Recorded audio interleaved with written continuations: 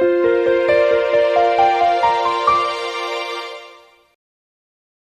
everyone, welcome to another episode of Friday First. I am Harsha and today I will be talking about a different head of income. In the last few videos, we have covered different heads of income such as income from salary, income from capital gain, income from other sources.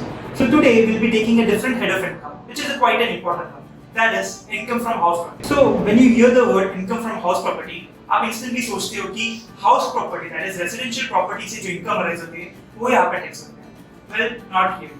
The Income Tax Act does not differentiate between a residential property and a commercial property.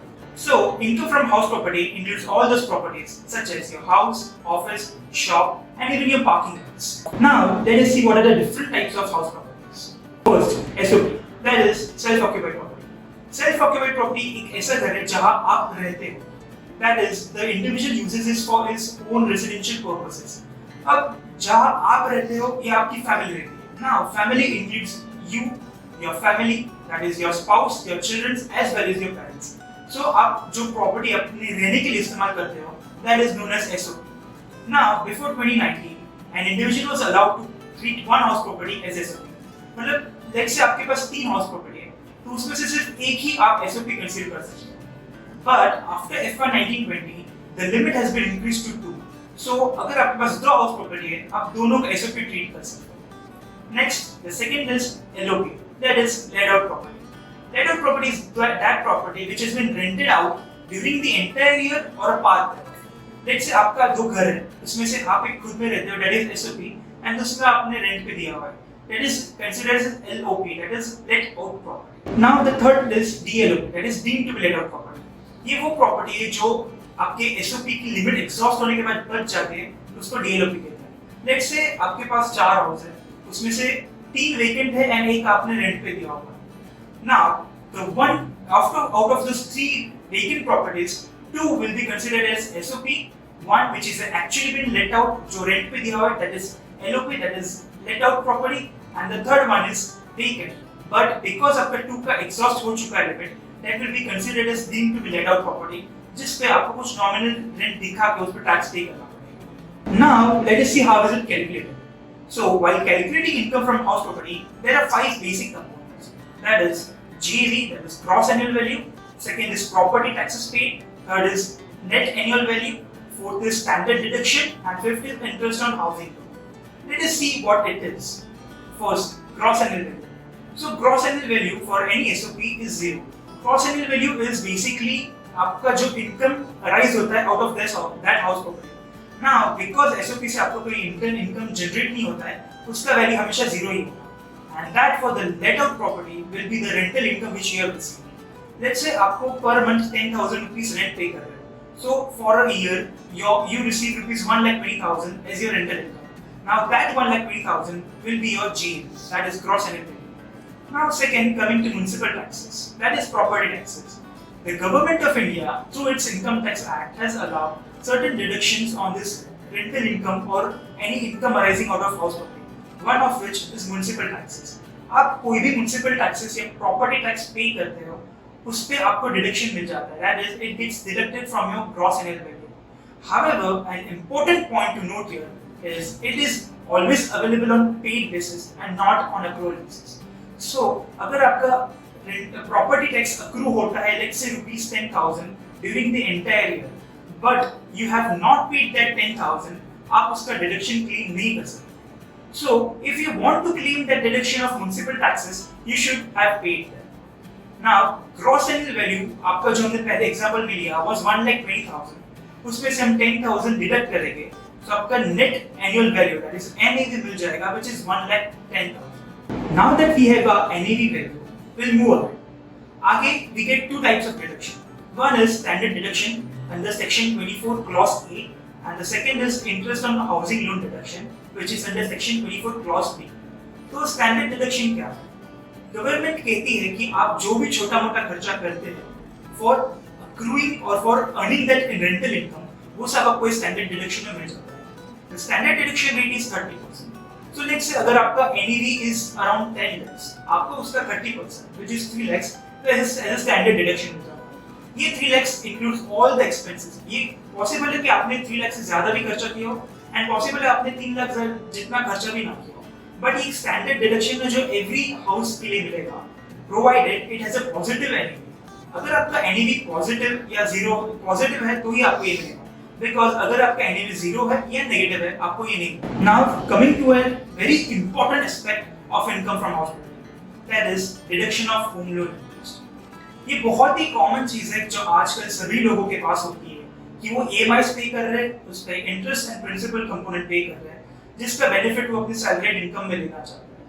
So let us understand what that is. Section 24 Clause B of the Income Tax Act 1961 provides a deduction of housing loan interest. The maximum amount of deduction that is available under this section is rupees 2 lakhs. However, in certain cases, the government can reduce this amount of 2 lakhs to rupees 30,000. Let us see what those conditions are. Case 1. When the loan has been taken before 1499, that is, जब आप loan 1st April 1999 के पहले लिया हो, तो ये benefit आपको सिर्फ 30,000 तक. Case 2. When the loan has been taken on or after 1499, but the purchase of the construction of the house takes more than 5 years. So, मानते आपने 1499 के बाद आपने होम लोन ले लिया, टेक्निकली आपको 2 lakhs का बेनिफिट मिलना चाहिए. But अगर आपका परचेज या construction of that house takes more than 5 years, तो ये 2 lakhs का लिमिट घट के 30,000. एंड द थर्ड केस, जब आपने लोन लिया हो after 1499, that is 1st April 1999, but just for any repairs or renovations of the house. So ये तीन कंडीशन में आपका जो 2 लाख का मैक्सिमम अमाउंट है will be reduced to rupees 30,000. Now that we know कि हम इंटरेस्ट ऑन हाउसिंग लोन कितना ले सकते हैं, let us see हम कब ले सकते हैं. The basic condition to avail the benefit of rupees 2 lakhs or 30,000 is the case may be, you should have received the possession of the house. Let's say आपने FY 15-16 में loan लिया जिसका आप EMI मंथली पे करते जा रहे हो, बट अभी तक आपको उसका पोजीशन नहीं मिला, तो आप जब से FY 15-16 से आपके जो रिटर्न्स फाइल कर रहे हो उसमें आप इंटरेस्ट ऑन हाउसिंग लोन नहीं ले सकते बिकॉज आपको उस घर का पोजीशन नहीं मिला है. So the foremost condition to avail benefit under section 24B is possession of the house. Now let us see आप एक लोन लेते हो जिसका पोजीशन आपको घर का 3 साल बाद मिलता है. सो जो 3 साल का पीरियड होता है और जिसमें आप EMI पे करते हो उसमें प्रिंसिपल कंपोनेंट भी होता है एंड इंटरेस्ट कंपोनेंट भी होता है, but that interest component you can not claim deduction until you have received the position of the house. तो क्या वो इंटरेस्ट कंपोनेंट वेस्ट जाता है? Not really. That interest component जो आपको पोजीशन के पहले मिलता है उसे कहते हैं pre construction interest. The Act states that the pre-construction interest can be claimed in 5 equal installments. एक एग्जांपल लेते हैं. लेट्स से आपने लोन लिया है FY 15-16, जिसका पोजीशन आपको मिला है इन FY 19-20. सो आपको FY 19-20 से आपको वो साल में जितना इंटरेस्ट पे कर रहे हो उसका तो बेनिफिट मिलेगा ही. अलॉन्ग विद दैट आपने जो पोजीशन के पहले इंटरेस्ट कंपोनेंट पे किया है उसका भी 1/5 ऑफ बेनिफिट आपको मिलेगा. लेट अस से पोजीशन के मिलने के पहले आपने इंटरेस्ट कंपोनेंट पे किया of up to rupees 10 lakhs. Now ये जो 10 lakhs अक्यूमुलेट हुआ है will be divided into 5 equal installments. So FY 19-20 के लिए आपका इंटरेस्ट कंपोनेंट वो साल का होगा. Along with that, you will get 1/5 of this 10 lakhs, which is rupees 2 lakhs. So आपको maximum benefit मिलता है. The Act does not let the benefit of the pre-construction or the pre-possession interest to go in vain.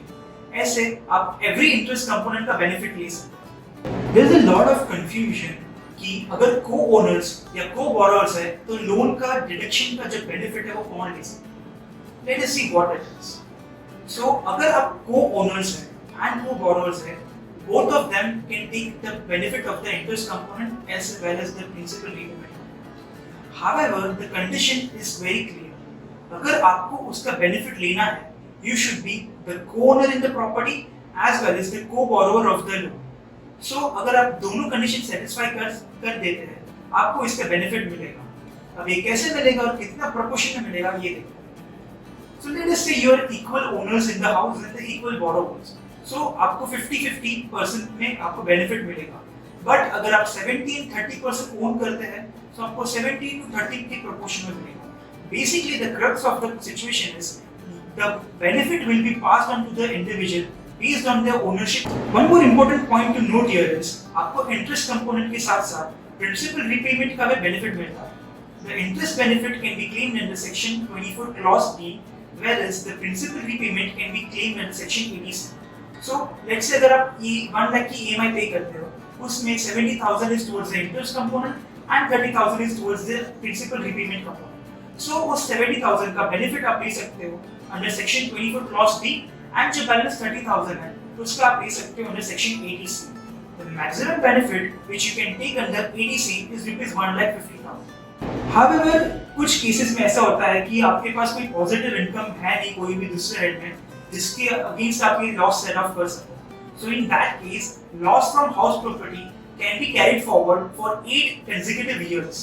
मतलब अगर आप एक साल में loss carry forward कर रहे हो, आप उसको नेक्स्ट 8 इयर्स में कैरी फॉरवर्ड कर सकते हैं.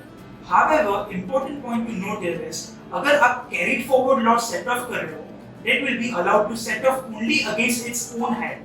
मतलब अगर let's say मेरे 4 lakhs का total loss है, so maximum 2 lakhs में set off कर सकता हूँ against salary, and जो balance 2 lakh है मैं carry forward कर सकता हूँ to the next assessment year. Now again next assessment year में this 2 lakhs can be set off only against positive income from housing property. ये जो carried forward of 2 lakhs cannot be set off against any other head of income. For further queries, please contact our tax and finance expert. For such more videos, do subscribe to our channel.